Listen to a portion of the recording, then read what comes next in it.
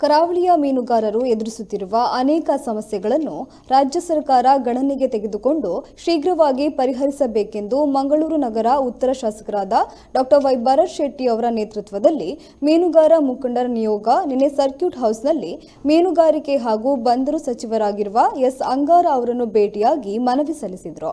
ಈ ಕುರಿತು ಶಾಸಕರಾದ ಡಾಕ್ಟರ್ ಭರತ್ ಶೆಟ್ಟಿ ಅವರು ಸಚಿವರಿಗೆ ಮೀನುಗಾರ ಬಂಧುಗಳ ಮುಖ್ಯ ಸಮಸ್ಯೆಯಾದ ಮೀನುಗಾರಿಕೆಗೆ ಸೀಮೆ ಎಣ್ಣೆ ಸರಿಯಾಗಿ ಸಿಗದ ಬಗ್ಗೆ ಗಮನ ಪ್ರಸ್ತಾಪಿಸಿದ್ರು.